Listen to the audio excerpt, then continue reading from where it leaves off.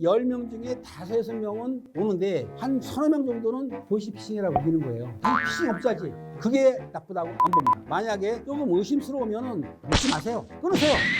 어떤 전화가 오더라도 돈, 대출, 수사기관에서 돈 이체 이러면은 끊으세요.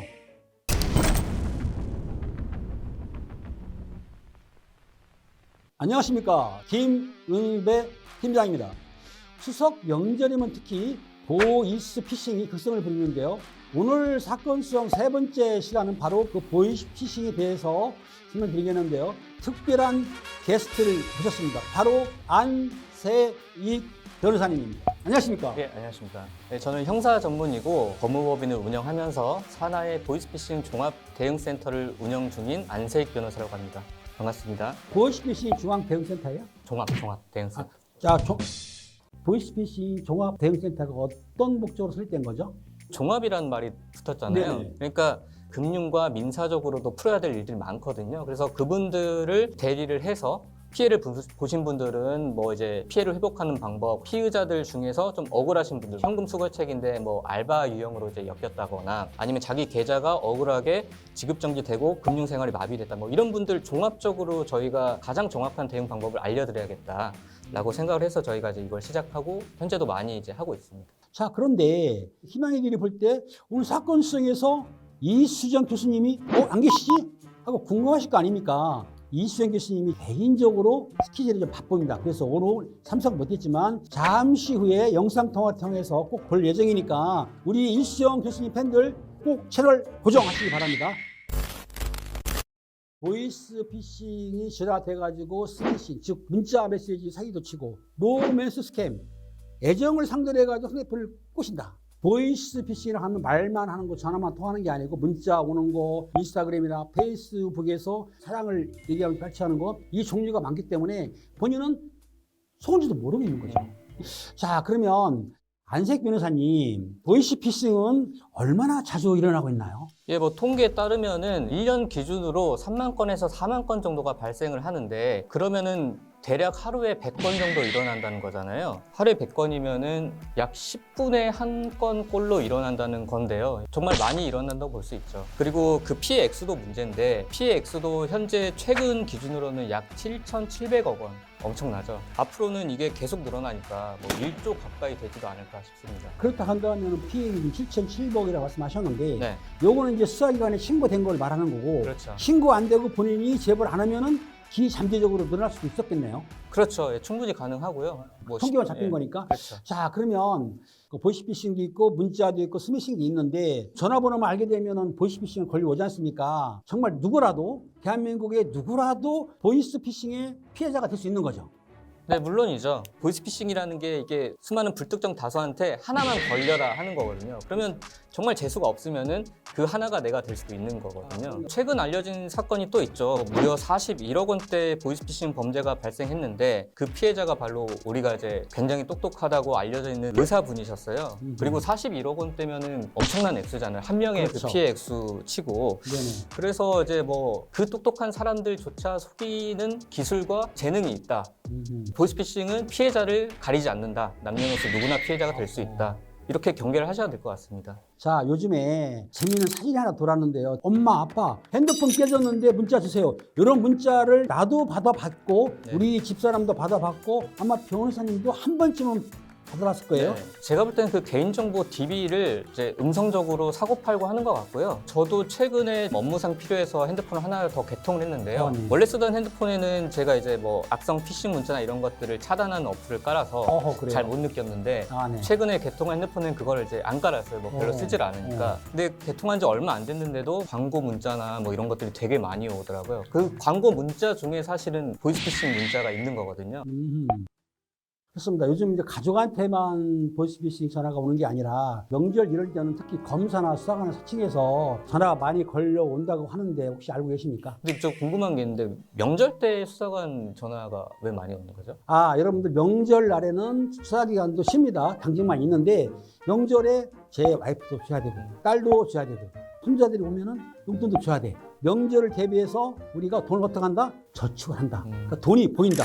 그 돈을 샥 가져가려고 명절 전에 보이스피싱 사기범들이 더 활기를 치는 거예요. 또 빳빳한 새 돈으로 현금을 많이 뽑기도 하고. 그거죠. 그러니까 돈이 많이 있다는 얘기예요. 좀 전이죠. 유명했던 김미영 팀장입니다. 해가지고 검찰 수사관을 사칭해가지고 무분별하게 문자를 쭉 보낸 적이 있어요. 요걸 이제 스미싱이라고 하는 건데 주로 이제 사람들 보내면서 대출 사기라든지 검찰 수사관을 검찰을 축도하라 하면서 뭐라고 하냐면 계좌가 범죄에 연루됐으니까 그 계좌 수사를 해야 되니까 돈을 찾아가지고 다른 데 보관을 해야 된다. 네네. 이렇게 사기를 쳤는데 실제적으로 많은 사람들이 피해를 당했습니다. 네네. 그 내용을 좀 알고 계십니까? 한 가지 에피소드를 말씀드리자면은 저는 그 수사관 사칭 전화를 받았어요. 아침에 이제 출근하려고 준비가 하고 있는데 수사관 연락 와서 자기 뭐 서울중앙지검 어디 검사실 수사관인데 조사를 받아야 된다 뭐 이런 얘기를 하길래 아 내가 서초동으로 출근하니까 그 검사실 들르겠다. 검사실 몇 호실이냐 그랬더니 이 사람이 한숨을 푹 쉬더니 끊으라고 이렇게 좀 이렇게 살벌하게 얘기를 하더라고요. 이렇게 아는 사람들은 전화하는 분들을 좀 조롱하는 경우도 많나 봐요. 그래서 피해 안 당하셨죠? 예, 안 당하셨죠. 다행이네. 네. 제 사례를 말씀드리면 그것 때문에 문제가 됐는데 우리가 가서 체포해오는 피의자가 있고 출두시키는 피의자가 있습니다. 보통 불구속 사건이라든지 사건이 좀 적다 그러면 전화통화를 합니다. 10명 중에 5, 6명은 신분을 물어보고 오는데 한 서너 명 정도는 보이스피싱이라고 우기는 거예요. 못 간다. 당연히 피싱 업자지. 그럼 항상 답답한 거예요. 사람들이 안 믿는 경우가 있는데 그게 나쁘다고 안 봅니다. 만약에 조금 의심스러우면은 내가 김은배 형사, 안세익 변호사 믿지 마세요. 끊으세요. 수사기관이나 금감원이나 은행권에서는 절대로 돈을 주지 않거든요. 어찌됐든 어떤 전화가 오더라도 또 돈, 대출, 수사기관에서 돈 이체 이러면은 끊으세요. 예전에는 사실은 보이스피싱 전화 오게 되면 누구십니까? 이렇게 예. 연변 말투. 예. 아무튼 우리 말이 아니고 중국하고 애매한 말투 왔기 때문에 예. 사람들이 너 뭐야 했는데 지금은 보통 우리 쓰는 일반 문자가 아니면 일반 언어로 하지 않습니까? 네. 그러니까 평범하게 말을 하기 때문에 일반인들이 속을 수밖에 없다. 그렇죠. 그러니까 점점 보이스피싱이 업그레이드 되고 진화되고 있다라고 그렇죠. 생각하는 건 변함이 없으신 거죠. 네네. 예전에 그 개그 콘서트에서 그 말투가 나왔잖아요. 그렇죠. 연변 말투. 예. 그렇죠. 그게 시청률이 너무 커서 우리 그 일반인들 뇌리에 깊이 박혀 있는 게 사실은 좀 문제인 것 같아요. 아, 그래요? 그러니까 우리가 흔히 보이스피싱이라고 생각을 하면은 내가 알고 있던 보이스피싱은 굉장히 말투가 어눌하고 뭐 이런 거였기 때문에 금융기관의 어떤 전형적인 TM분들 말투 있잖아요. 굉장히 상냥하시고 전문적이시고 그렇죠. 네. 그런 말투로 우리가 흔히 접할 수 있는 대출 유도라든지 이런 얘기를 들으면은 전혀 의심을 할 수가 없는 그런 상황이 되는 거거든요. 그래서 수법은 계속 진화를 하는데 우리가 인식하고 있는 보이스피싱 수법은 굉장히 과거의 하급의 수법이 보이스피싱 수법이다라고 알고 있기 때문에 우리가 이거에 대해서 눈치채지 못할 가능성이 높은 거죠. 자, 그렇다면 보이스피싱이 실제적으로 최근에 일어난 걸로 사람들이 알고 있습니다. 물론 최근에 보이스피싱이 많아져가지고 사람들이 이 보이스피싱 범죄가 최근에만 있었다 생각하시는데 네. 그렇지가 않습니다. 제가 문헌을 뒤져봤습니다. 들어봤더니 뭐라고 돼 있냐면 우리나라 최초의 전화가 설치된 해가 몇 년인지 아시죠? 아니요. 안다 그러세요 그냥. 알입니다. 예, 1896년입니다. 네. 예, 1928년 4월경에요. 경성, 종로, 금은세공, 상강, 상해에 한 통의 전화가 걸려옵니다. 룰루랄라, 오늘 뭐 먹지? 네 이놈, 왜 이렇게 전화를 늦게 받는 것이냐? 실례지만 미신지. 여기는 이왕직이다 이놈. 아이고 송구합니다. 대감. 그런데 뭐인 일로 전화를? 어허, 대비 전하께서 쓰실 금비녀 금반지 170원치를 당장 금호문으로 가져오거라. 역전 박치기로 주실 건지 아니면 외상이온지. 왕실을 뭘로 보고 이놈, 온니 엽전이다. 아이고 라으리, 날래 가겠습니다요. 식사는 잡수셨습니까? 나리. 왜 이리 늦은 것이냐? 요즘은 한 개만 배송 안 합니다요. 다들 묶어서. 시끄럽다 이놈, 얼른 물건부터 내놓거라. 흥칫뽕. 여기 있습니다요. 가서 엽전을 들고 올 터이니 예서 기다리거라.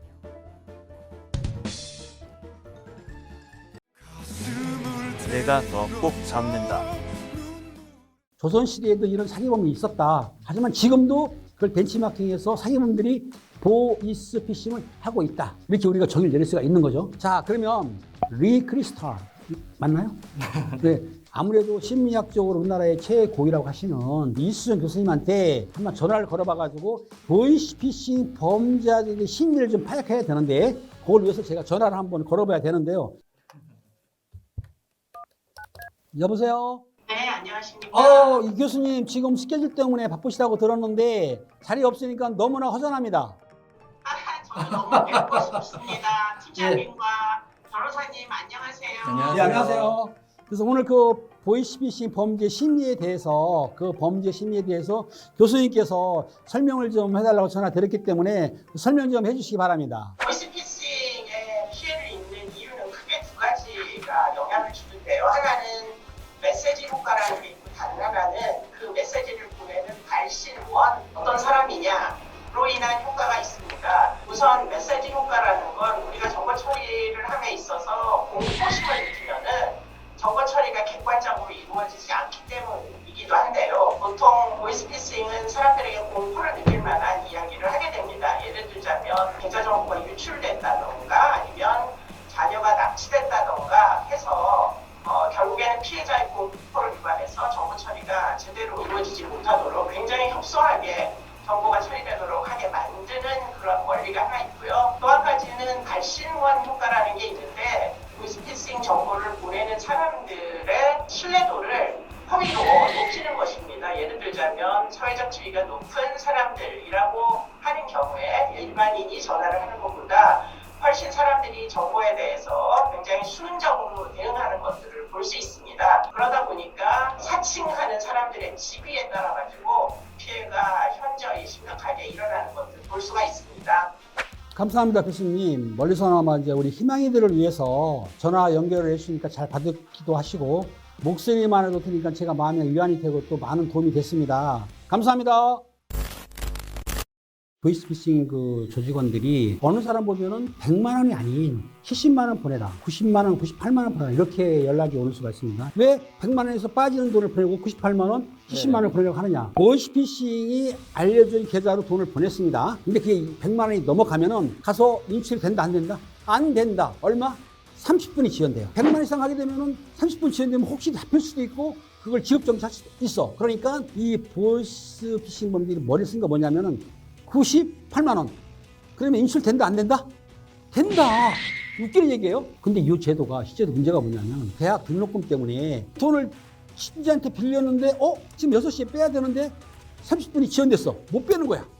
대학을 입학이 취소가 됐다는 거예요. 근데 대학 등록금을 현금으로 지급하는 거는 그런 경우가 있었어요. 팀장님 세대 저도 MZ 세대 플러스 알파입니다. 조금 이렇게 조심스러운 거는 권리구제 같은 게 안 되거나 늦는 게 뭐냐면은 2차 피해라고 할까요? 내 돈을 잃은 건 돈을 잃은 건데 이걸 주위에 얘기했을 때 나를 비난할까봐 구닥다리 같은 수법만 생각을 하고 이걸 어떻게 당할 수가 있냐라고 얘기를 하는데 보이스피싱의 유형이 이렇게 다양하고 기술적으로 굉장히 발전한 사실을 본인이 당해보지 않고서는 모르거든요. 사실 저도 예전에 이제 중고나라에서 그 사기를 한번 당해봤는데 그렇죠. 그날은 하늘에서 내가 피해를 당하게끔 모든 걸 돕습니다. 그날따라 내가 안 보던 중고나라에 가가지고 그날따라 내가 필요도 없는 물건을 보고 그날따라 딱 나한테 내가 좋아하는 그 물건이 올라와 있어요. 아주 좋은 가격에.